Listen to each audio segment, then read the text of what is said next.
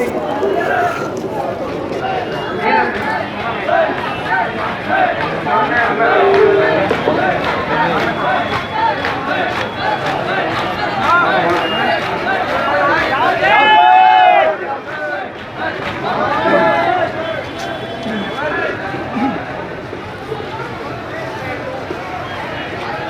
اللہ الرحمن الرحیم الحمد للہ رب العالمین وصلی اللہ علی محمد وآلہ الطاہرین اما بعد تمام حاضرین اور تمام مسلمانان کی جو الحمدللہ ہمارے اجتماع ہمارے جلوس میں شرکت ہے ان کی وہ دیکھ رہے ہیں، ہم اس کے بھی ان کے شکر گزار ہیں۔ سب سے پہلے ہم اپنے پولیس کرمی بھائی اور جو پرشاسن ہو ان کا تہے دل سے شکریہ ادا کرتے ہیں کہ ہمارے اس لمبے چوڑے اور سفر میں ہمارے ساتھ میں رہے ہیں۔ تہے دل سے ہم اور تمام حضرات کا شکریہ ادا کرتے ہیں۔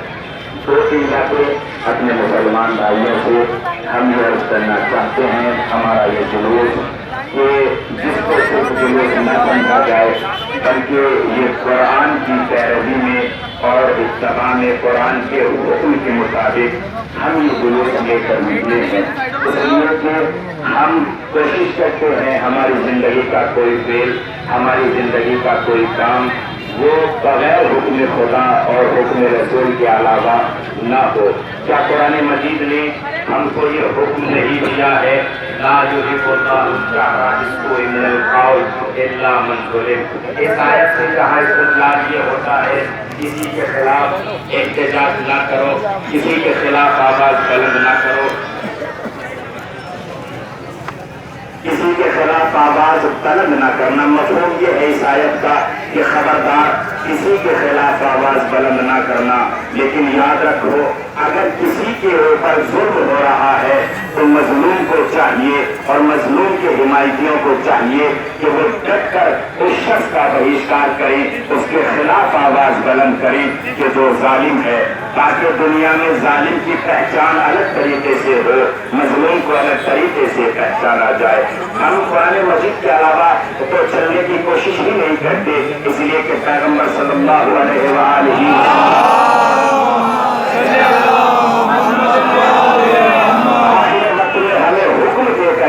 یاد رکھو تم دو چیزوں کا دامن اپنے ہاتھ سے نہ چھوڑنا، ایک قرآن مجید ہے، ایک میں اور میری آل ہے، لہذا اس کا دامن کبھی اپنے ہاتھ سے نہ چھوٹنے دینا۔ آؤ دیکھو ہم یہ غم کیوں کرتے ہیں، کیوں روتے ہیں؟ کیا قرآن مجید نے ہم کو حکم نہیں دیا ہے کہ ہنسو کم رو زیادہ؟ پوری کائنات میں بس ہم ہی تو لوگ ہیں جو اس آیت پر عمل کر رہے ہیں۔ کون ہے کہ جس کو روتا ہو؟ اس لیے کہ ہم نے 2 مہینہ 8 دن کم سے کم امام حسین علیہ السلام کے لیے مخصوص کیے ہیں تاکہ ہم قرآن کی اس آیت پر عمل کر سکیں۔ قرآن کہہ رہا ہے کہ دیکھو تم زیادہ رونا، ہنسنا کم، اس لیے کہ یہی انسانیت ہے۔ انسان ہونے کا ثبوت دینا ہے تو ہمیں رو کر دینا ہوگا۔ وہ بچہ جو پیدا ہوتا ہے پیدا ہوتے ہی اپنی انسانیت کا زندہ ہونے کا ثبوت دیتا ہے، میں زندہ ہوں۔ اگر چند لمحوں کے لیے وہ بچہ نہ روئے تو سارے بچے کے گھر والے روتے ہیں، لیکن جیسے ہی بچہ ہنستا ہے، جیسے بچہ روتا ہے تو سب مسکرانے لگتے ہیں۔ اس کا مطلب زندگی کا ثبوت ہے۔ آپ دیکھیے قرآن سے کے خلاف تو ہماری بات نہیں، 2-4 ایگزامپلس ہم قرآن مجید سے آپ کو جو وقت تو محدود ہے، صرف اشارتاً اور کنایتاً آپ حضرات کی خدمت میں عرض کریں۔ جب جناب آدم علیہ السلام کے بیٹے پر ظلم ہوا تو انہوں نے اپنے بیٹے کے ظلم کو بیان نہیں کیا لوگوں کے لیے، کیا وہ نہیں روتے تھے؟ کوئی جا کر قرآن سے کہے تم نے آدم کا تذکرہ کیوں کیا؟ وہ اپنے مظلوم بیٹے پر گریہ کر رہے ہیں۔ کیا جناب یعقوب کے بیٹے جناب یوسف علیہ السلام پر ظلم ہوا؟ قرآن مجید نے پورا سورہ اس لیے نازل کر دیا جناب یوسف کی شان میں ان کے اوپر ظلم ہوا تھا اور اللہ بھی ان کے ساتھ تھا، مومنین بھی ان کے ساتھ تھے۔ قرآن مجید کہتا ہے کہ جناب یعقوب علیہ السلام اتنا گریہ فرماتے تھے جب یکا کرنا ہو ان کی دونوں آنکھیں سفید پڑ گئی تھی، آنکھوں کا نور چلا گیا تھا، لیکن قرآن نے کہا انہ کظیم، وہ ہمارے صابر و شاکر بندے تھے۔ اس کا مطلب یہ ہے مظلوم پر رونا، اس کی یاد میں اپنی آنکھوں سے آنسو نکالنا، یہ صبر کی بھی علامت ہے۔ लिए भी अदा आप मनाजिल देखते चले जाइए, मंजिल देखते चले जाइए। मैं एक एक शाहिद आपकी खिदमत में पेश करूंगा।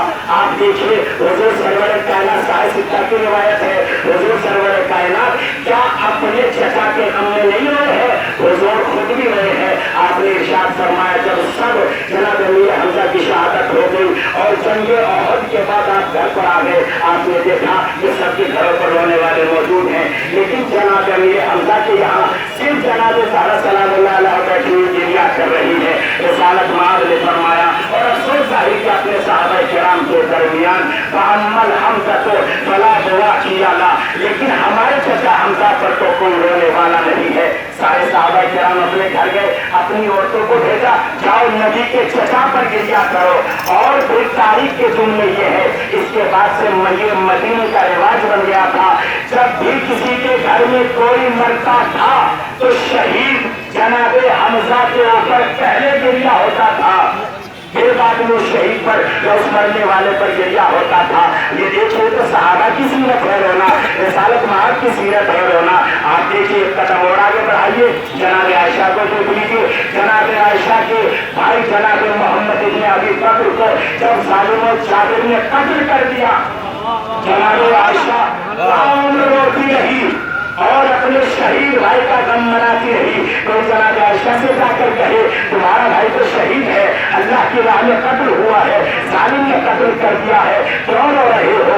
लेकिन उनकी आवाज आई, खबरदार खबरदार, याद रखो मजलूम के ऊपर रोना ये हमारे नबी की सीरत है, हमारे नबी की सुन्नत की सीरत है, सहाबा की सीरत है, उम्महातुल मोमिनीन की सीरत है। अच्छा, कोई भी गम किया जाता है तो ये देखा जाता है कि जिसके मुताबिक ये गम है उस आदमी की हैसियत क्यों इतनी बड़ी है। अब मैं आपको बतलाऊं, इस सामने की बात, एक मिसाल देते हैं। एग्जाम्पल, मैं हूँ, या मामा मेरे सर पे है, ये कबा मैंने ओढ़ी हुई है, पहनी हुई है, ये हमारे सारे लोग मेरा एहतराम करते हैं, मेरे हाथों को चूमते हैं, दूर से देखते हैं तो सलाम करते हैं, मुझे सलाम की नौबत भी नहीं आने देते हैं। क्यों? इसलिए कि एक निस्बत मेरे अंदर पाई जाती है, जिस निस्बत का एहतराम हो रहा है वो निस्बत क्या है? इसलिए कि हुजूर सरवर कायनात हजरत मोहम्मद मुस्तफा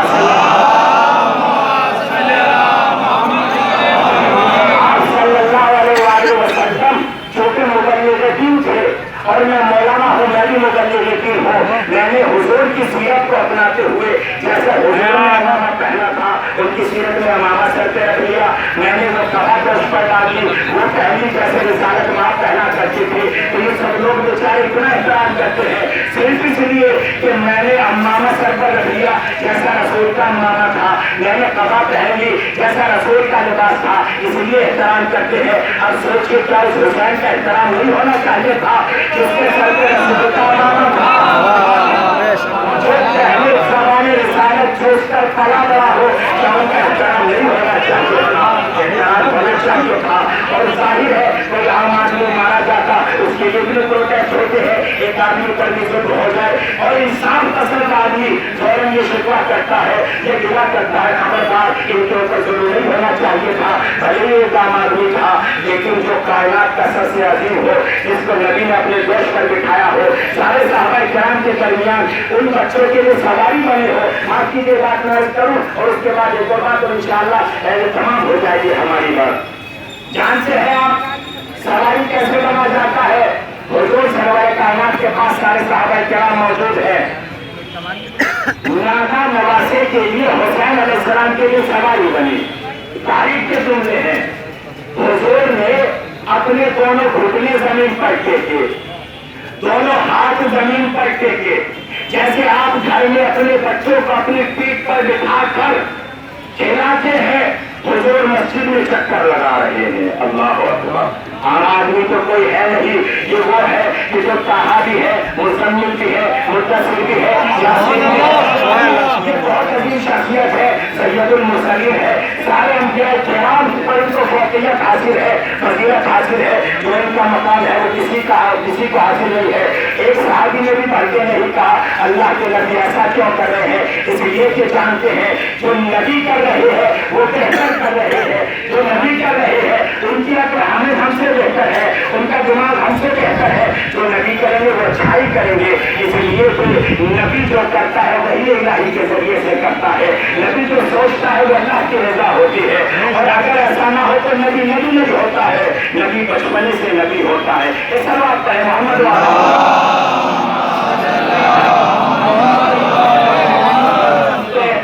क्यों करते हैं, इसलिए कि घर की सी निस्बत है और निस्बतों का एहतराम करने वाले जानते हैं कि कैसे एहतराम किया जाता है। आप देख लीजिए हम हिंदुस्तान में रहते हैं, हिंदुस्तान की मिसाल आपके सामने पेश की जाए। हिंदुस्तान के सबसे बड़े बली कौन है? ख्वाजा जुनैदी। कितनी अजीम बात कह गए हैं, आप उसको शेर समझ रहे हैं, लेकिन इनको मारफत थी, इनका दिमाग जो है ना वो चर्चा से चारों पर था। जब उन्होंने भी अशार कहे, कौन से अशार सुनिए, आपने देखा ख्वाजा जुनैदी ने क्या फरमाया, शाह अस्त हुसैन, हुसैन शाह है। आप क्या सोचते हैं दुनिया का हिंदुस्तान का जैसे शाह है, किसी मुल्क का शाह है, वो शाह की बात कर रहे हैं। दूसरे मिसरे में कहते हैं बादशाह अस्त हुसैन, हुसैन बादशाह है। अब तीसरे मिसरे में जाहिर होगा कि हुसैन किसके बादशाह है, कहाँ के बादशाह है। आप ये ना सोचे किसी एक कम्युनिटी के मालिक है, किसी एक इलाके के मालिक है। ये फरमाते हैं शाह अस्त हुसैन, बादशाह अस्त हुसैन, दीन अस्त हुसैन। खबरदार याद रखो, ये किसी एक शहर के मालिक नहीं है, ये दीन के बादशाह है। इसलिए कि बादशाह अलग होता है, मुल्क अलग होता है, हुसैन खुद दीन है। जिसका ताल्लुक भी हुसैन से होगा वो दीदार होगा, जिसका ताल्लुक हुसैन के कातिल से होगा वो बेदीन होगा। यही तो ने इसके अलावा कोई बात थोड़ी कही है। शाह हुसैन, बादशाह हुसैन, दीन हुसैन, दीन का नाम हुसैन। खबरदार क्यों कह रहे हैं आप, दीन क्यों कह रहे हैं हुसैन को? इसलिए कह रहे हैं इसलिए कि हुसैन ने दीन को बना दी है, हुसैन ने दीन को बना दी है। और क्या कारनामा किया है आप अपने शेर के जरिए बतलाइए। सरदार नदार दस्त और दस्त यजीद, हुसैन वो है जिसने अपना सब कुछ लुटा दिया, लेकिन सिर्फ हाथ की बात थी, यजीद तो हाथ नहीं दिया। सामने वाली बात कहो, आपके बदन में कहीं पर भी अजियत हो, कहीं पर भी चोट लगे, आपके मिसाल के तौर पर सीने पर चोट लग रही है, आपका हाथ आगे बढ़ेगा उसकी हिफाजत के लिए। आपके पांव पर चोट लगे, आपका हाथ आगे बढ़ेगा। आपके माथे पर चोट लगे है तो आपका हाथ आगे बढ़ेगा। पूरी दुनिया का कानून यही है कि अगर सर पर अजियत आती है तो हाथ बढ़ा के रोका जाता है। लेकिन हुसैन अलैहिस्सलाम अजीब अंदाज में, निराले अंदाज में जब हाथ पर बात आई, अपना सर दे दिया, अपना हाथ ना दिया।